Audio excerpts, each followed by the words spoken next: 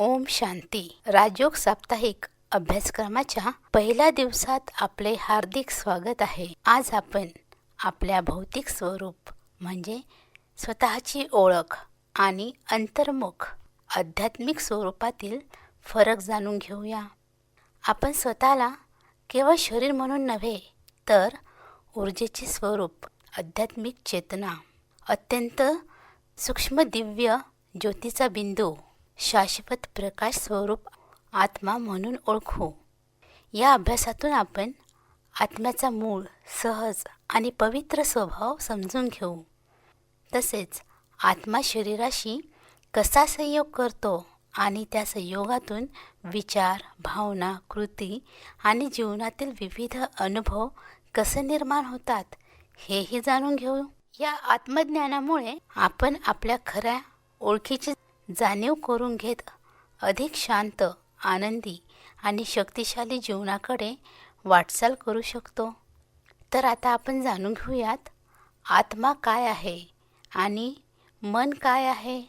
म्हणजे स्वतःची ओळख, चेतना, आध्यात्मिक प्रकाश, मूलभूत वास्तव आणि स्वतःचे खरे स्वरूप म्हणजे शाश्वत आत्मा होय. म्हणून मी हा शब्द शरीरासाठी नसून आत्म्यासाठी आहे. शारीरिक रूपाच्या पलीकडे आत्मा हा प्रकाशाचा एक अतिसूक्ष्म बिंदू आहे. हा प्रकाश आत्म्याच्या गुणाचा आणि शक्तीचा प्रतीक आहे. आत्मा, मन आणि बुद्धी या सूक्ष्म शक्तींच्या माध्यमातून विचार करतो, निर्णय घेतो आणि संस्काराच्या आधारावर कृती करतो.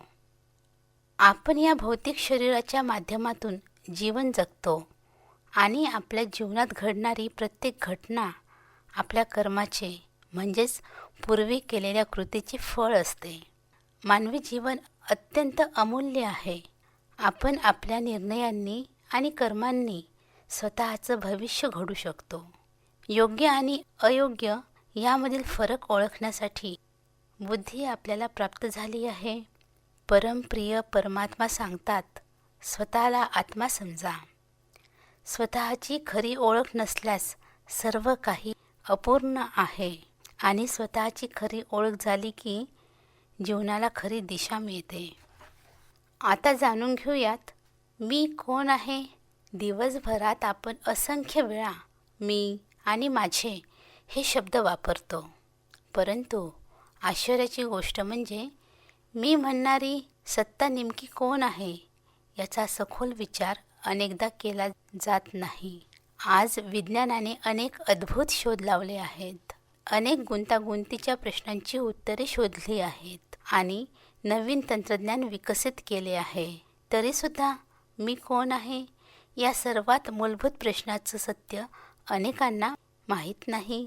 राजयोगाचे पहिले पाऊल म्हणजे स्वतःची खरी ओळख करून घेणे. मी हे शरीर नाही, तर या शरीराचा चालक एक चैतन्यमय, शाश्वत, शांत, पवित्र आणि प्रकाश स्वरूप आत्मा आहे. यानंतर आता आपण जाणून घेऊयात आत्मा, मन, बुद्धी आणि संस्कार यातील फरक. आत्मा म्हणजेच चेतन, शाश्वत आणि मूळ अस्तित्व. मन, आत्म्याची विचार निर्माण करणारी शक्ती. बुद्धी, योग्य अयोग्य ठरवणारी आणि निर्णय घेणारी शक्ती. संस्कार, आत्म्यात साठलेल्या सवयी, अनुभव आणि व्यक्तिमत्वाचे ठसे. म्हणूनच आत्मा हा मालक आहे, तर मन, बुद्धी आणि संस्कार ही त्याची साधने आहेत. परमात्म्याने शिकवलेले राजयोग, मेडिटेशन हे एक साधन आहे ज्याच्या माध्यमातून परमात्म्याशी जोडले जाणे शिकतो. राजयोगाच्या नियमित अभ्यासामुळे आपण परमात्म्यासोबत सर्व संबंधाची अनुभूती घेऊ शकतो आणि सर्व शक्ती स्वतःमध्ये धारण करू शकतो. हा अत्यंत सोपा पण तितकाच प्रभावशाली असा अभ्यास आहे, जो आपण कुठेही, कधीही आणि उघड्या डोळ्यांनी सहजपणे करू शकतो. मनुष्य आपल्या दैनंदिन संभाषणात मी हा शब्द दिवसातून कित्येक वेळा वापरतो, परंतु एक आश्चर्याची गोष्ट आहे की मी आणि माझे हे शब्द अनेकदा वापरूनही मनुष्याला प्रत्यक्षात हे माहिती नसते की मी म्हणणारी सत्ता कोण आहे, म्हणजेच मी या शब्दाचा खरा अर्थ काय आहे. आज मनुष्याने विज्ञानाच्या माध्यमातून मोठ्या मोठ्या शक्तिशाली गोष्टी निर्माण केल्या आहेत. जगातील अनेक कोडी सोडवली आहेत आणि अनेक गुंतागुंतीच्या समस्याचे निराकरण शोधत आहे. पण मी कोण आहे याबद्दल तो अजूनही अज्ञानी आहे, म्हणजेच तो स्वतःला ओळखत नाही. जर एखाद्या व्यक्तीला विचारले तुम्ही कोण आहात, तर तो लगेच आपल्या शरीराचे नाव सांगेल किंवा तो जो व्यवसाय करतो ते सांगेल. पण प्रत्यक्षात मी हा शब्द शरीरापेक्षा वेगळा असलेल्या चेतन सत्तेला म्हणजेच आत्म्याला सूचित करतो. मनुष्य जीवात्मा हा आत्मा आणि शरीर यांच्या संयोगाने बनलेला आहे. जसे शरीर 5 तत्वांनी म्हणजे जल, वायू, अग्नी, आकाश आणि पृथ्वी यांनी बनलेले असते, तसेच आत्मा मन, बुद्धी आणि संस्कारांनी युक्त असतो. आत्म्यात विचार करण्याची आणि निर्णय घेण्याची शक्ती असते. तसेच तो जसे कर्म करतो त्यानुसार त्याचे संस्कार तयार होतात. आत्मा हा एक चेतन आणि अविनाशी ज्योतीसारखा बिंदू आहे, जो मानव देहात भ्रुकुटीमध्ये वास करतो.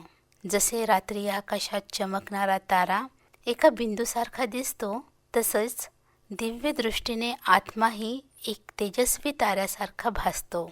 म्हणूनच असे म्हटले जाते, भ्रुकुटीत चमकतो एक अद्भुत तारा.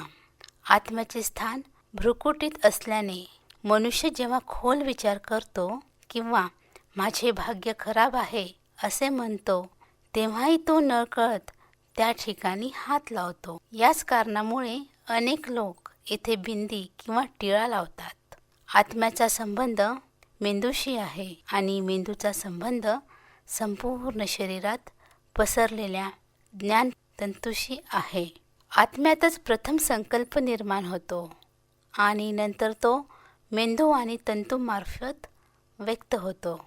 आत्मा सुख दुःखाचा अनुभव घेतो, निर्णय करतो आणि त्यातच संस्कार साठलेले असतात. त्यामुळे मन आणि बुद्धी आत्म्यापासून वेगळी नाहीत. परंतु आज आत्मा स्वतःला विसरून शरीराशी मी स्त्री आहे, पुरुष आहे, तरुण आहे, वृद्ध आहे अशी ओळख जोडून बसला आहे आणि हाच देहाभिमान दुःखाचे मूळ कारण आहे. हा रहस्य मोटार आणि ड्रायव्हरच्या उदाहरणातून समजवला जातो. शरीर ही मोटार आहे आणि आत्मा तिचा ड्रायव्हर आहे. जसा ड्रायव्हर मोटारचे नियंत्रण करतो, तसा आत्मा शरीराचे नियंत्रण करतो. ड्रायव्हरशिवाय मोटार निरुपयोगी असते, तसेच आत्म्याशिवाय शरीरही निष्प्राण असते. त्यामुळे परमपिता परमात्मा सांगतात की स्वतःला ओळखल्यानेच मनुष्य या शरीररूपी मोटारला योग्य रीतीने चालवू शकतो आणि आपल्या गंतव्यस्थानी पोहोचू शकतो. अन्यथा जसा अनुभव नसलेला ड्रायव्हर अपघात करतो आणि स्वतःसह इतरांनाही इजा पोहोचवतो, तसाच जो मनुष्य स्वतःला ओळखत नाही तो स्वतः दुःखी आणि अशांत राहतोच, पण आपल्या संपर्कात येणाऱ्यांनाही दुःखी व अशांत करतो. म्हणून खरे सुख आणि खरी शांती मिळवण्यासाठी स्वतःला जाणणे अत्यंत आवश्यक आहे. आता जाणून घेऊया देह अभिमान, दुःखाचे मूळ कारण. आपण एक चैतन्य स्वरूप आत्मा आहोत. जेव्हा आपण आपल्या खऱ्या स्वरूपाचा विसर पडून स्वतःला शरीर समजतो किंवा शरीराशी स्वतःची ओळख जोडतो, तेव्हा त्या अवस्थेला देह अभिमान असे म्हणतात. वास्तविक देहाचे भान हेच सर्व विकार आणि दुःखाचे मूळ कारण आहे. देह अभिमानी आत्मा स्वतःला दुर्बल समजतो, कारण शरीराची शक्ती मर्यादित असते आणि शरीर स्वतःही नश्वर व मर्यादित आहे. म्हणूनच परमात्मा सांगतात, स्वतःला आत्माभिमानी बनवा, यासाठी पुरुषार्थ करा. प्रत्येकामध्ये आत्मस्वरूप पहा. आता जाणून घेऊयात आत्मअभिमान आनंदमय जीवनाची अखंड गुरुकिल्ली. आत्मजागृती म्हणजे स्वतःच्या खऱ्या स्वरूपाची ओळख होय. जेव्हा आपण आत्माभिमानी अवस्थेत असतो तेव्हा आपण या सृष्टीचे स्वामी होतो. आत्मा हा प्रकृतीचा आणि या शरीररूपी साधनांचा मालक असतो. जसा रथी हा रथाचा स्वामी असतो. प्रत्येक आत्म्यामध्ये दैवी गुण नैसर्गिकरित्या असतात. कारण शांतता, आनंद, प्रेम आणि पवित्रता हे आत्म्याचे मूळ संस्कार आहेत, जे आपल्याला परमपिता परमात्म्याकडून प्राप्त झालेले आहेत. जेव्हा आपण आत्माभिमानी बनतो तेव्हा हे सर्व गुण सहजपणे आपल्या जीवनात प्रगट होतात.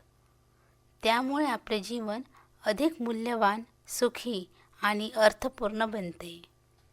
म्हणूनच असे म्हटले जाते की मनुष्य जन्म हा अत्यंत अमूल्य आहे.